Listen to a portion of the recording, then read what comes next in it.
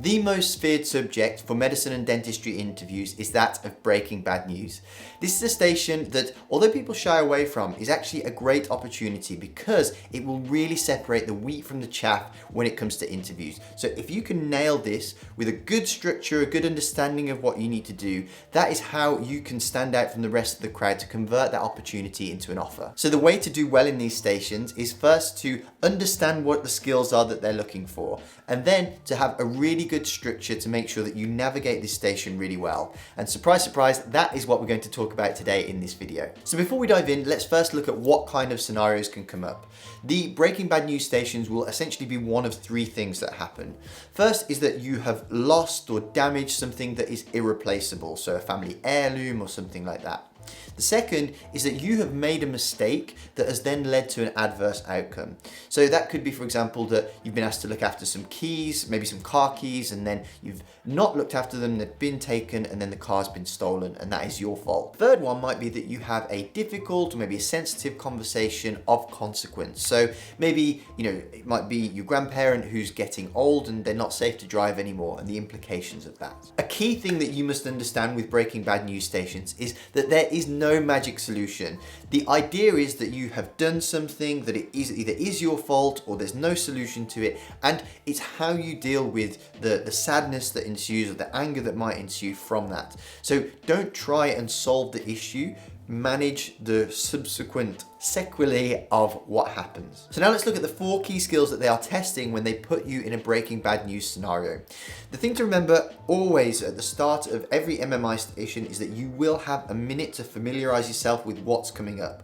So they will tell you the circumstances, what has happened, and really take that time to assess what the skills are that they're testing. So in a nutshell, here are the 4 skills that they'll be testing, and I'm going to go through each of those now just to tell you what exactly you need to think about. So the first is communication. Now, communication is such an important part, and if you watch this video here where we talk about the 6 C's of the NHS, it's such a crucial factor. So you really need to make sure that you nail this element of it when you're demonstrating your skills. Communication is always verbal and non-verbal. So with the verbal side of things, it's when do you bring up the bad news? And we'll talk about timings around that later. How do you phrase it? Will you take responsibility for the actions or the subsequent events that have occurred? Then you have the non-verbal, so that's everything from eye contact, body language, your tone of voice that you use, you're embracing the silence. There will be periods of silence during breaking bad news while people reflect and let the things sink in, and it's just how you handle that. And remember that you need to also adapt this to online if you're doing the stations that way. So check out this video here where I talk about kind of the 5 key things that you need to do to take your interview technique into an online format to still score highly. The third skill is empathy, and as we know, empathy is the ability to understand where somebody else is coming from. So demonstrate that you understand that. So again, these can be verbal and non-verbal. So are you using the kind of language that is supportive, or are you saying things that show that you truly understand how upset or angry they might be? And then for non-verbal, think about your facial expression, your posture, and think, are these the kind of ways people would behave if they are trying to show genuine care? And then most likely, like anybody who gets some bad news, you'll have some sort of emotional reaction, whether that is they cry, they get sad, or maybe they get angry, and it's your ability to deal with that. One of the things that we'll look at later in the video is how to get to the bottom of why they are acting like that, why they've had an outburst, and then the questions you can ask and what you can do based on what they tell you. And then the final thing they want to see is your ability to admit fault. So if you are genuinely in the wrong, it's testing your integrity. Remember, courage is one of the 6 C's that we talked about in that other video that I mentioned, and it's your ability to admit fault when it is genuinely yours. So these are really important skills and traits that they want to see in potentially good doctors. Now, those are some of the things that they're testing that I've gone to very briefly here, but if you want to see them in a lot more depth and really understand them, I recommend that you check out this video here where it shows you my course where I've got about 20 hours of all of these things, got example scenarios, all the sort of stuff that you will want to see to really make sure that you're in that top 10% of people interviewing. And if you want some one-on-one help as well, check out this video here, because we show you exactly how we do one-on-one interviews and mock interviews, and we do exactly what it's like in the real thing to make sure that you're really well trained. So now we're going to talk through the 4-stage approach for how to tackle these kind of scenarios. The first thing is think about how you enter the scenario. So again, think about your body language, your facial expressions, the kind of tone that you speak with. It's really important that if you've got some bad news going that you're going to deliver, you don't really want to be super happy, super energetic. You kind of need to come in very neutral to the scenario. Orientate yourself to the context. So are you that person's friend? Are you somebody who they don't know that's been asked to come and speak to them? Make sure the introduction and how you start reflects the way that you have been asked to enter the scenario.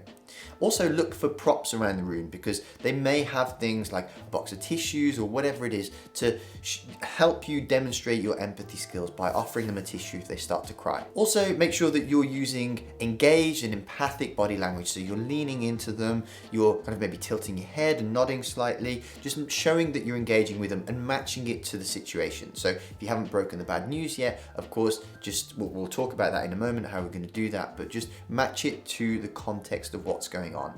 So what will happen is that you will the actor will be primed to maybe do a little bit of chit chat with you. So they might even be quite happy, and you kind of have to bring them down. So you really need to start initiating the fact that you have some bad news to tell them. So the most important way to do that is with a warning shot. Now this is where you take them from a normal conversation and you say, look, I'm about to tell you some bad news. So, bad news is coming. So just be prepared. So when it comes to these breaking bad news stations, you want to start this process as soon as you can. Obviously, don't be rude and interrupt them, but really just find the very first opportunity that you get. If you get a silence or just whatever it is, really make that initial point to start delivering your warning shot and kind of going down the delivery of the bad news. So when you go on to deliver the news, it's very similar to the warning shot. You want to be as concise and avoid any confusion. So just deliver it in the most clear way that you can. So for example, it might be, so you've delivered your warning shot and you might say, I'm really sorry, but your cat's gone missing. And obviously you wouldn't say it with that tone, but you would say, I'm really sorry, but your cat has gone missing. We've been looking for her for a few hours.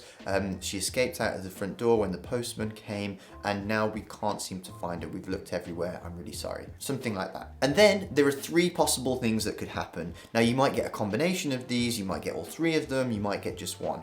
But either first they're going to go silent, so that allows them a bit of time to process what's happened, let it sink in, and you need to allow them the space for that to happen. So embrace the silence, don't fill it with awkward comments, just let them be quiet, process. You can say, if you need a bit of time, I'm happy to just wait here, or you can offer some tissues, but essentially just give them that moment and give them the space before they respond. So once you've delivered the news, pause, let it sink in, and then prepare yourself for the reaction which is about to come. Now the second and third thing are either they are going to get sad or they're going to get angry. And I'm going to talk through what you should do for each of those circumstances. So before I go on to talk about how you deal with each of those, as part of that, they may have some more questions for you, they may start blaming you, and just remember what I said, that if you're truly at fault, don't lie, don't try and get out of it, just be fully admitting that you have made a mistake and apologize. So the first one is if they're angry. Now, really what's important is to acknowledge their anger. So you can say, I can't imagine how angry you must feel, or I can see that you're very angry by this, and just stay calm while they do that and let them have their angry outburst, and let them, if you remain calm, they will eventually come down to your level. It's very difficult to stay shouting at someone who is just calm and speaking to you in a very measured, consistent tone. So if you do get an angry reaction, there are 5 things that you should do. Firstly, don't interrupt, let them finish, stay calm and let them come down to your level. Acknowledge that they're angry and that you can see that. And then finally, like I say, admit fault or apologize if there is reason to do so and you're in the wrong. So the other thing that you might get is sadness, as we said. Now, it's very similar to those 5 things that I said before. But again, it's really important to acknowledge their sadness. And you could say, I can't imagine how upsetting this could be for you, or I can see that you're incredibly upset by this. and just really give them the space to let it out.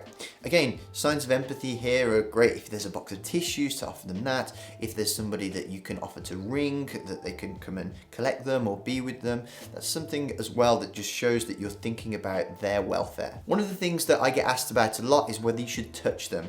I would say for your own benefit, it's just better to avoid that altogether. So avoid physical contact. Don't touch them on the lap or touch them on the arm or anything like that, because although it might seem that it's showing empathy, it might just be a bit of an overstep of the mark and might get you marked down. It's just one of those things that sometimes can lead to a little bit of awkwardness, and it's just best avoided altogether. So then once you've done all of that, so you've entered the scenario, you've delivered your warning shot, you've delivered the news, and then you've managed their outburst, then it's time to finally round off the scenario.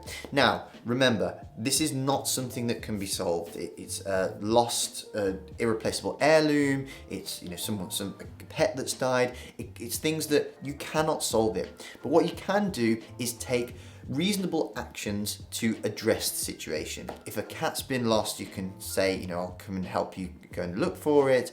If a goldfish has died or whatever it is, you might say like, look, I'll be here, or I'll call somebody to come and be with you so that you can, so you don't have to be alone and be upset. Just practical things that are not going to solve the problem, but help make it that little bit better. So really all you want to do is finish off the scenario by coming up with a plan that both parties are happy with, and then just finish it off from there. So two of the biggest tips that I can give you to help smash this station are, number one, be as personable and empathetic as possible. So just really show that you care. The second one is actually a kind of a continuation of that, is remember names, remember details. There's nothing worse than trying to say to somebody, oh, I'm so sorry about your cat Rupert, when it was actually the cat Rufus. Like, that would really upset me if somebody was telling me some bad news and got their name wrong. Remember details, remember names, and just do as much as you can to kind of be there with them and be on their level of caring. So I hope you find that useful. If you want to know more about how to smash these interviews, I've done an entire playlist about these summaries of all the key concepts. But also, if you want to get that one-on-one help that's going to really put you in that top 10% and convert the very limited opportunities you have of interviews into offers, that's the place to do it. So thanks for watching, and I'll see you over in one of those videos.